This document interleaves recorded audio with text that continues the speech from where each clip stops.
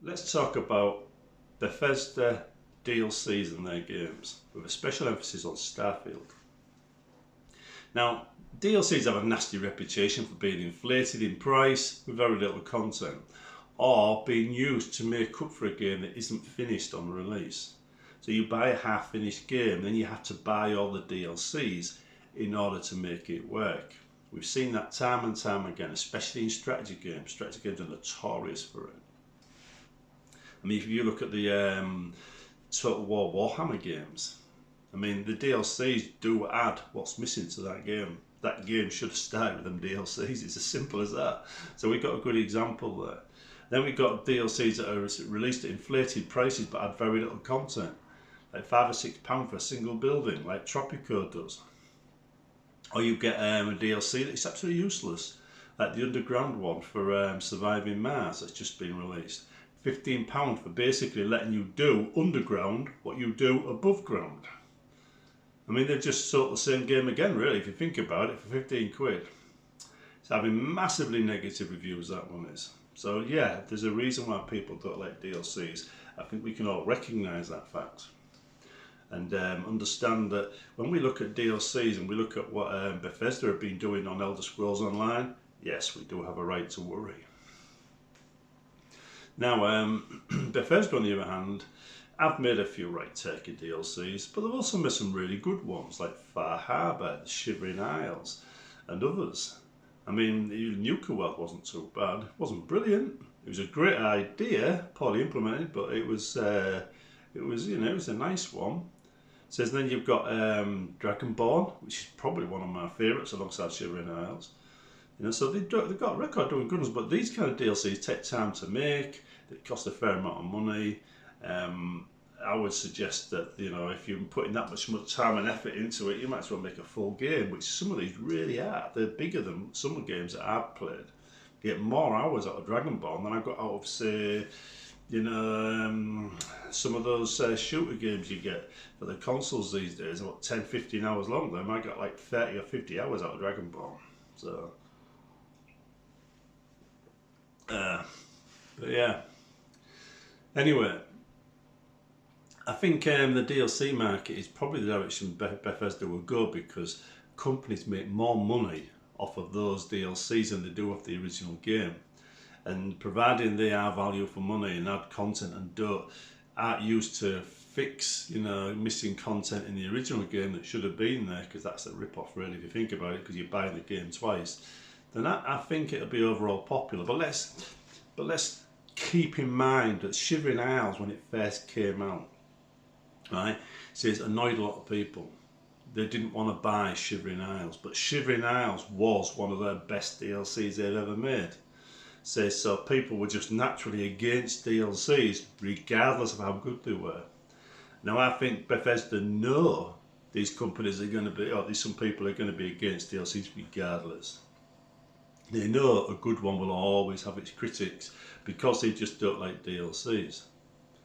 I, on the other hand, do like DLCs, good ones, and I've got some advice for people out there who were thinking of buying them all. Now, last year, as you know, I split with my wife, right? I ended up in a situation where my documentation was away with a local government agency for 4 months because there was nobody there to read the letter. And therefore, I couldn't prove who I was for 4 months. I was homeless for 4 months. And I realised at that point, I need very little. I don't know if you've noticed, but there's still no TV behind me yet. It should be fixing that today. But I mean, I bought one TV about 2 months ago. It broke. I haven't replaced it since then. I only had it about 6. In fact, it's 3 months ago. So it's about 6 weeks without a telly since then. And before that, it was June when I had a telly before that. June last year. So I've been without a telly for a while. So you can see there's a lot of things you just don't need. And one thing you don't need to buy every single DLC. If you look at a year, The Sims, they released loads of DLCs for full price. You get very little in them. Very little. They really are poor value for money. I mean, I brought The Sims 3 and every single DLC for that. And I can tell you now, every time I did, I thought I'm being ripped off, so I waited till they were on sale. And even then, I felt like I was still being ripped off, even when it's 50% off. So we don't want to see that. So you don't need to, right? Just buy the DLCs you think are really good, that you really like, and leave the rest alone. You don't need to buy every single one of them. Trust me on that. If you save your money back for things you actually like, you will feel a lot better about DLCs. Because you'll buy the DLCs you like, and you'll have money left for your favourite music, games, movies, whatever you're into. You won't miss out on other things because you brought something you're only half interested in. It's a bit like when people buy full albums, for one song, which is what I do. I buy full albums for one song. You could have brought seven songs you like for the same price instead of having an album of songs you barely like. Although, to be honest, I think a lot of songs come in context of an album that sound better with the album, so I do it for that reason. Anyway, yeah. I do believe that Bethesda will follow that route. I do believe they'll go down the DLC route. How many DLCs, I don't know, but Starfield is prime territory for DLCs.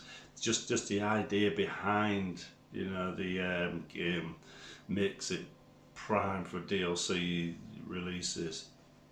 So I would expect that at the very least. What kind of DLCs? It could be anything from planets, bases, new weapons, anything. They could churn them out indefinitely. They could give away Christmas ones, where Santa has his own spaceship and all kinds of stuff. So they could have a lot of fun with it. But we'll have to see how that works out. But I do think DLCs are here to stay. I do think DLCs are going to be the primary means of earning cash for most developers these days, and I do think it'll be the publisher rather than the developer that actually pushes the DLC market, because they'll want more and more money off the same product, because the DLC is a little bit easier to make for an established game than designing a game from scratch. So they can churn these out fairly quickly, and they can get less skilled people to do it. So they don't need to use their primary team to do it. They can hand that over to a different team to do it. And then people on the different teams can learn how to do the game content by making the DLCs. Because if you get the game wrong, nobody buys the DLC. So you want your A team on that. And your other teams, the students and stuff, you have them do the DLCs. That's the way some companies work. Anyway, we're going to leave it there, but just keep in mind, right, that DLCs are here to stay. You don't need to buy them all, and if you buy the ones you like, you will eventually send a message to developers that this is good, I'll buy that, that's bad, I won't buy that, and you won't skint yourself or feel guilty, because half the time people are depressed because they want things they simply can't afford, and that depresses them. But if they accept the fact they're never going to be able to afford something and just move on, they'll never be made unhappy by it. Alright, see you later.